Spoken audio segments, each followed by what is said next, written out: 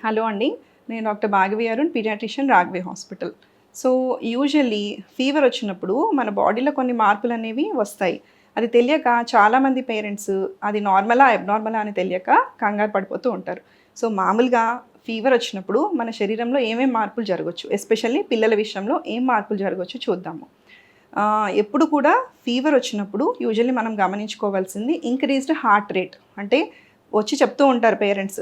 చాలా వేగంగా కొట్టుకుంటుందండి, గుండె దడదడా కొట్టుకుంటుంది మా బాబుకని భయపడుతూ వస్తారు. సో, కంగారు పడాల్సిన అవసరం లేదు. ఎందుకు అంటే ఎవ్రీ 1 డిగ్రీ రైజ్ ఆఫ్ టెంపరేచర్‌కి యూజువల్లీ 8-10 బీట్స్ ఎక్కువ గుండె అనేది వేగంగా కొట్టుకుంటుందనమాట. ఇంకొకటి ఏంటి అనంటే యూజువల్లీ పిల్లల్లో హార్ట్ రేట్ అనేది డిఫరెంట్. పెద్దవాళ్ళకి మనం ఏం చెప్తాము? హార్ట్ రేట్ ఎంత అంటే ఎవరైనా చెప్తారు 72 బీట్స్ పర్ మినిట్ అని. సో, 70-80 అనేది మనం నార్మల్‌గా తీసుకుంటాం. బట్ పిల్లల్లో అలా ఉండదు. పుట్టిన పిల్లలకైతే ఈవెన్ 150 పర్ మినిట్ కూడా నార్మలే అనమాట. సో, అలా కనుక మనం చూసుకుంటే అడల్ట్ హార్ట్ రేట్ రావడానికి అట్‌లీస్ట్ 13-14 ఇయర్స్ ఆఫ్ పిల్లలకి మాత్రమే ఆ 80 బీట్స్ పర్ మినిట్ అనేది స్టాండర్డ్‌గా చూసుకోవాలి మనం. దానికంటే తక్కువ ఏజ్ పిల్లలకి హార్ట్ రేట్ అనేది ఎక్కువ ఉంటుంది. సో, అందుకనే ఏమవుతుంది మనకి మామూలుగా ఎక్కువ ఉంటుంది. జ్వరం వచ్చినప్పుడు ఇంకా వేగంగా కొట్టుకుంటుంది. సో, దానివల్ల మనకి ఎక్కువ కొట్టుకుంటున్న ఫీలింగ్ వస్తుంది. బట్ కంగారు పడాల్సిన అవసరం అనేది లేదు. మళ్ళీ మీరు టెంపరేచర్ తగ్గిన తర్వాత ఒకసారి చెక్ చేసుకుంటే గనక మళ్ళీ మీకు అంత వేగంగా కొట్టుకున్నట్టు అనిపించదనమాట. నెక్స్ట్ సెకండ్ థింగ్ ఏంటి, రెస్పిరేటరీ రేట్ కూడా పెరుగుతుంది. అంటే బాగా గట్టిగా శ్వాస ఎక్కువ సార్లు తీసుకుంటున్నారు అని మీకు అనిపిస్తుంది. సో, ఇది కూడా అదే రీజన్ అనమాట. మామూలుగా పెద్దవాళ్ళతో పోలిస్తే చిన్నపిల్లల్లో 1 మినిట్‌కి రెస్పిరేటరీ రేట్ అనేది ఎక్కువ ఉంటుంది. దానివల్ల ఫీవర్‌లో ఇంకెక్కువ అనిపిస్తుంది. ఇది ఎలా మరి మీరు అంటే ఇది ఆయాసం అనేది ఏమైనా రెస్పిరేటరీ ఇష్యూ ఉందా? లేకపోతే ఓన్లీ ఫీవర్ వల్లనే రెస్పిరేటరీ రేట్ పెరిగిందా? ఎలా డిఫరెన్షియేట్ చేస్తారు మీరు అనంటే జ్వరం తగ్గినాక మళ్ళీ చెక్ చేసుకోండి. అప్పుడు కనుక మీకు నార్మల్‌గా బేబీ బ్రీతింగ్ తీసుకుంటున్నట్టు అనిపిస్తే అది ఫీవర్‌లో అలా పెరిగిందని అర్థం చేసుకోవాలి. ఇది కాకుండా అబ్‌నార్మల్‌గా ఉండేవి ఏంటి గమనించుకోవాల్సినవి అనంటే రెస్పిరేటరీ రేట్‌తో పాటు ఏమన్నా నాయిస్ వస్తుందా? నాయిసీ బ్రీతింగ్ అనేది నార్మల్‌గా ఉండదు. Unless it is a respiratory infection. So, పిల్లి కూతలు లాంటివి ఏమన్నా, వీజింగ్ లాంటివి ఏమన్నా మీరు గమనించుకోండి. నెక్స్ట్ థింగ్ డొక్కలు ఎగేయడం అంటాం కదండీ. సో, డొక్కలు అనేవి మామూలుగా ఎగేయరు unless there is a lung infection or respiratory infection. So, ఇట్లాంటి సింప్టమ్స్ మీరు గమనించుకున్నట్టయితే మాత్రం ఇమ్మీడియట్‌గా మీరు డాక్టర్‌ని కన్సల్ట్ అవ్వాలి. నెక్స్ట్ థింగ్ వచ్చేసి చిల్స్ వస్తాయి చాలామందికి, వణుకు వస్తుంది.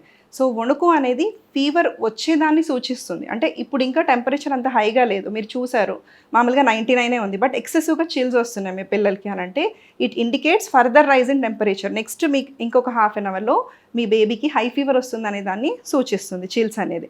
బట్ చిల్స్ కూడా యూజువల్లీ ఏంటంటే normal response of the body అనమాట. అంటే ఏం చేస్తుంది అనంటే టెంపరేచర్ పెంచుకున్నప్పుడు ఏమవుతుంది అనంటే ఇట్ ఫైటింగ్ మెకానిజం అది. It is a fighting mechanism. ఎందుకు అంటే మన టెంపరేచర్ పెరిగితే ఆటోమేటిక్‌గా వైరస్ అండ్ బ్యాక్టీరియా మన బాడీలో ఏవైతే ఉన్నాయో అవి గ్రోత్ అనేది తక్కువ అవుతాయి. సో, దానికి రెస్పాన్స్‌గా మన బాడీ అనేది చిల్స్ అనేది క్రియేట్ చేస్తుందనమాట. సో, ఇది కూడా యూజువల్లీ నార్మల్ రెస్పాన్స్‌లోనే మనం అనుకోవాలి. అన్‌లెస్ చాలా ఎక్కువగా ఉంటున్నాయి చిల్స్ అనంటే తప్ప కంగారు పడాల్సిన అవసరం అనేది లేదు. సో, చిల్స్ వచ్చినప్పుడు ఇంకొకటి చేసే తప్పేంటి అందరూ అనంటే కప్పేస్తూ ఉంటారు. సో, చలేస్తుంది అనగానే 4 బెడ్‌షీట్లు కప్పేస్తారు. సో, అలాంటి సిచ్యువేషన్‌లో ఫీవర్ అనేది ఇంకా పెరుగుతుంది. కాబట్టి మీరు ఏం చేయాలంటే లైట్ క్లోతింగ్ వేయాలి ఆ టైంలో. అండ్ ఆల్సో ఇందాక మనం మాట్లాడుకున్నట్టు ఎక్స్టర్నల్ కూలింగ్ చేయాలన్నమాట. అంటే రూమ్ చల్లగా పెట్టుకోవడము. నెక్స్ట్ బట్టలన్నీ తీసేసి గోరువెచ్చటి నీళ్ళతో కానీ, నార్మల్ రూమ్ టెంపరేచర్ వాటర్‌తో కానీ, ట్యాప్ వాటర్‌తో కానీ మనం బేబీకి స్పాంజింగ్ అనేది చేయాలి. అండ్ స్పాంజింగ్ ఎక్కడెక్కడ చేయాలి? సెంట్రల్ పార్ట్ ఆఫ్ ద బాడీలోనే చేయాలి. అంటే మన head, scalp, chest front and back side of the chest మాత్రమే చేయాలి. ఎక్స్టర్నల్ ఎక్స్ట్రిమిటీస్, హ్యాండ్స్, ఫీట్ చేయాల్సిన అవసరం లేదు. ఎందుకు అంటే మీరు అది కూడా గమనించారో లేదో పిల్లల్లో తల చాలా వేడిగా ఉంటుంది. బట్ హ్యాండ్స్, లెగ్స్ అనేవి కూల్‌గా ఉంటాయి ఫీవర్ వచ్చినప్పుడు. సో, మీరు హ్యాండ్స్, లెగ్స్‌ని స్పాంజింగ్ చేయాల్సిన అవసరం మాత్రం లేదనమాట.